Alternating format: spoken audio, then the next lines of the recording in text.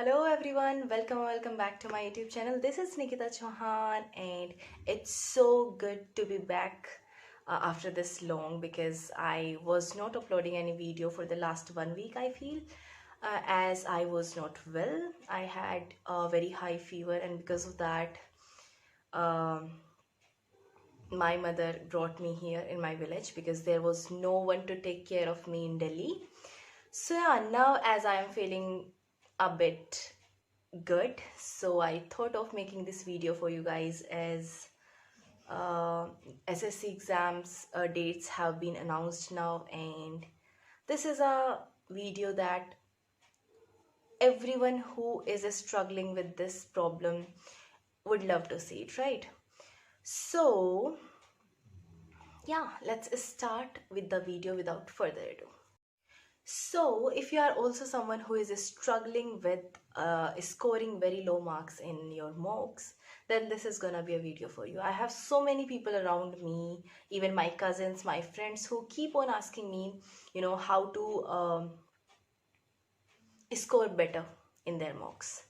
So, the one trick that I feel is gonna work the best for you that I'm gonna be sharing with you today. Firstly, we will be covering what do you actually do when you take a mock, okay? And then we will cover the part what should you actually do. Okay, in first part, what do you do? In second part, what should you do? Okay, so let's get started with the first part. What do you do? Okay, I have seen my friends, my cousins, when they give mock, they don't really analyze where they went wrong and were the things that they answered correct.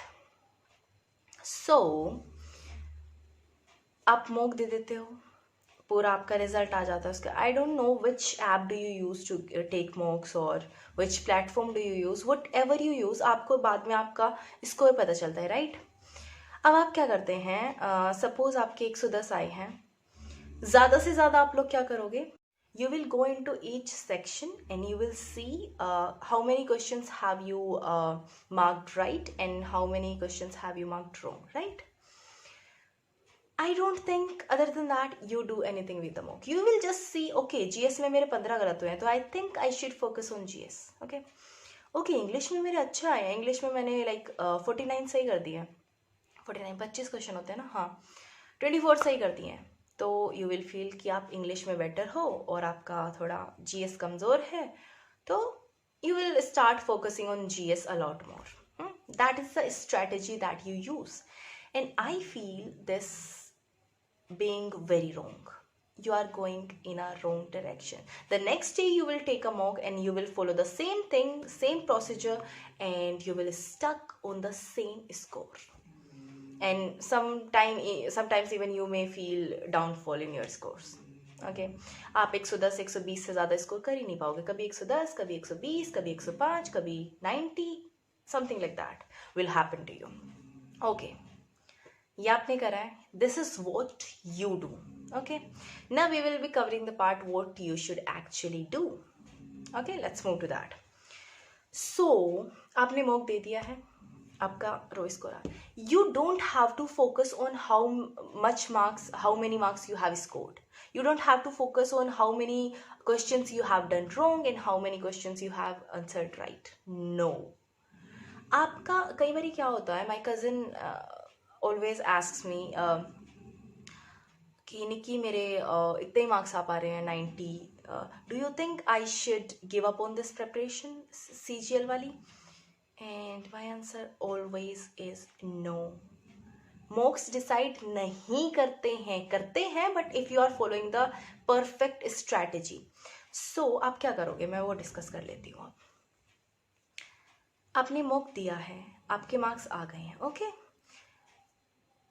Focus लेके नहीं जाने कि यार मेरे तो 90 आ. नहीं, आप मॉक्स देते हो कुछ सीखने के लिए, अपने आप को डिमोटिवेट करने के लिए मॉक नहीं दिया जाता. आप कुछ सीखने के लिए मॉक्स लगाते हो, राइट? सो आप मैथ्स सेक्शन में गए, आपने देखा जो सही करें. देखो जनरली क्या होता है, मैथ्स रीजनिंग, एंड मैं मैथ्स रीजनिंग की स्पेशली बात करूँगी क्योंकि इंग्लिश में भी ज़्यादातर लोग तुक्के लगा देते हैं. तो मैथ्स रीजनिंग में क्या होता है, दिस इज कैलकुलेटिव थिंग। तो आप कैलकुलेट करते हो, आपको पता रहता है जो आपने सही करे हैं वो सही क्यों है, आपको पता रहता है। मतलब मुझे ये लगता है कि आपको पता है आपने मैथ्स और रीजनिंग में अगर कुछ सही है तो वो क्यों है। बहुत कम ऐसा होता है कि आप मैथ्स और रीजनिंग में तुक्का लगा के आते हो। अभी आपको क्या करना है, आप एक सेक्शन में लाइक मैथ्स वाले सेक्शन में जाओ और आप स्क्रॉल करो कि ये इसमें मैंने ट्रिक लगाई है और सही लगाई है, इसका मेरे को पता है what is the reason behind it being wrong और राइट। ठीक है, सही है, मेरा मेथड भी सही है, चीज़ें भी सही है, उसको स्किप करते जाओ जो आपका सही है। लेकिन if there arises some question where आपने तुक्का लगाया है, लाइक आपने बस टिक कर दिया, आपको नहीं पता था वो सही, तो वहाँ पे उस क्वेश्चन को सोल्व करो दोबारा। कैसे सोल्व करना था, अगर नहीं हो रहा है आपसे, 4-5 बार आपने ट्राई कर लिया नहीं हो रहा है, देन उसका नीचे सोल्यूशन देखो, कॉन्सेप्ट देखो, what is the concept that have been used in solving that question, फिर उसकी शॉर्ट ट्रिक देखो। हो गया, मैथ्स पोर्शन ऐसे कवर करना है, जो रॉन्ग है या फिर जिसमें तुक्का लगाया, दोनों का आपको ऐसे करना है। अब आ जाता है reasoning. Reasoning you have to follow the same procedure that you have followed in the math section. कुछ में तुक्का लगाया है, क्या स्ट्रेटेजी होती है उसकी, आप वो देखो और उसको फिर आने वाले जब आप मॉक्स दोगे ना, तो वो स्ट्रेटेजी आपके दिमाग में रहेगी, वो आप भूलोगे नहीं, राइट। तो या वही स्ट्रेटेजी हमारी रीजनिंग के लिए होगी, जो रॉन्ग है या फिर जिसमें तुक्का लगाया है। जो सही है आपको ज़्यादातर पता रहेगा कि क्यों सही है। अब हम चलते हैं इंग्लिश की तरफ।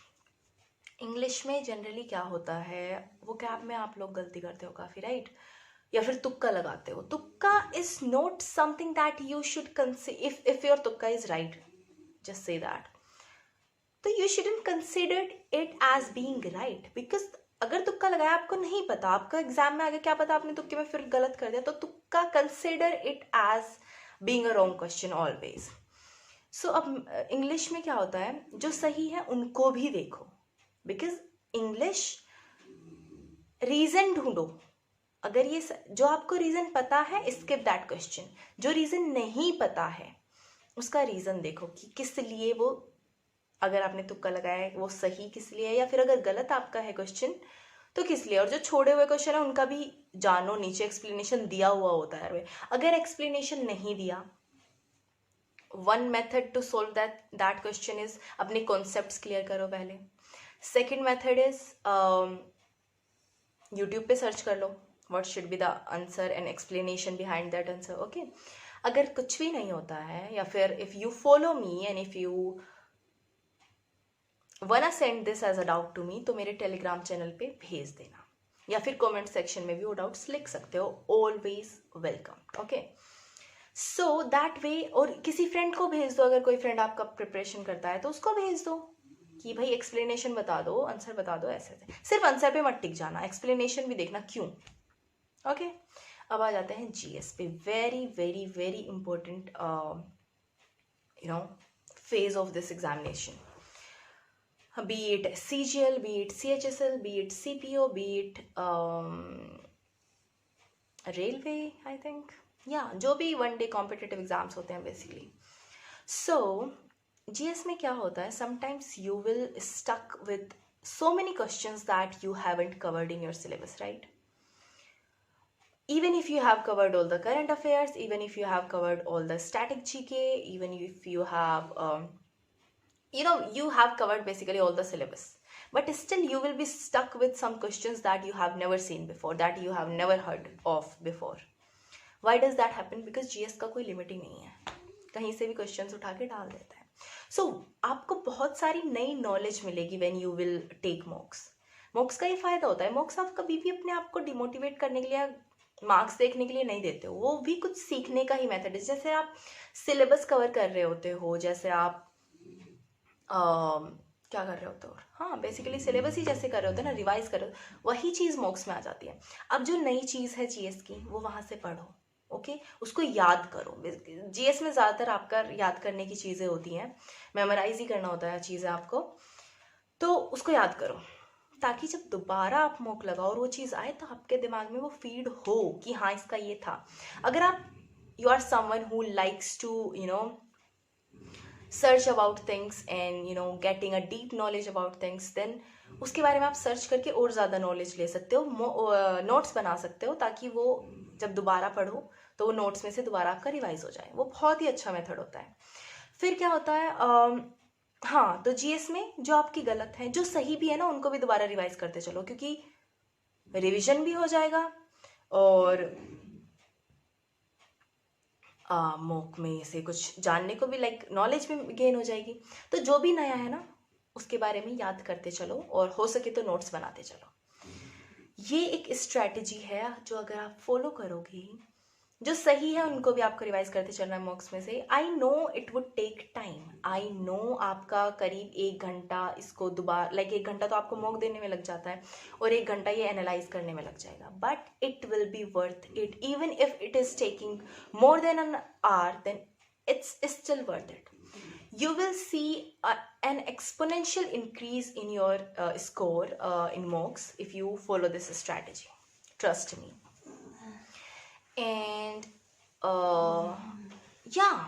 यही मैं बोलना चाहती हूँ कि ये स्ट्रेटेजी को फॉलो करो, and after 1 week or so you will see major increase in your marks, in your score basically.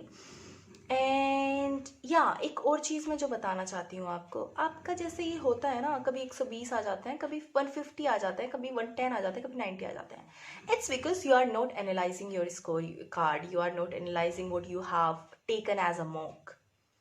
Okay, you just take mock, you just see your score and you just, you are okay with that procedure only. No, this is not the motive of taking a mock. No. तो जब ये होता है ना, कभी 150, कभी 130, कभी 90, it's because आपका जो कॉन्सेप्ट थे ना वो मॉक में जो गलत हुए थे या फिर जो छूटे थे क्वेश्चंस, वो आपने क्लियर ही नहीं करे हैं, वो दोबारा स्टक हो गए। फिर आपका इजी और हार्ड लेवल पे आपका जो स्कोर है वो डिपेंड करता है। और जब आप कॉन्सेप्ट्स क्लियर करते चलते हो जीएस में, उन चीज़ों को याद करते चलते हो जो आपने छोड़ी हैं या जो आपके क्वेश्चंस गलत हुए हैं, या फिर जो सही भी है उसको भी रिवाइज करते चलते हो, नोट्स बनाते चलते हो नई चीज़ों के, तो ये गलती दोबारा मॉक में नहीं होती। एंड देन आपका एक लेवल रहता है मार्क्स का। अगर 150 आ रहे हैं तो 150 के अराउंड ही आएंगे फिर मार्क्स, एटलीस्ट 140 से नीचे नहीं जाएंगे। 150, 160 समथिंग लाइक दैट, इस रेंज में रहेंगे। अगर आपके 170 आते तो 170 की रेंज में रहेंगे। फिर ये ड्रास्टिकल जो डिक्रीज या इंक्रीज होता है ये नहीं होगा, बिकॉज ये तो फिर मॉक के डिफिकल्टी लेवल पे डिपेंड कर जाएगा। अगर आप नहीं कॉन्सेप्ट्स क्लियर करते हो तो, अगर उसके साथ साथ करते चलोगे तो फिर आपका अप पे डिपेंड रहेगा, ना कि मॉक के डिफिकल्टी लेवल पे। ओके, सो ये मेरे को इम्पोर्टेंट सी चीज़ शेयर करनी थी, एक स्ट्रैटेजी जिससे कि आपके मार्क्स इंक्रीज हो पाए। And that's all for you today. और वैसे भी CGL और CHSL की डेट्स आ चुकी हैं। I hope you have seen that and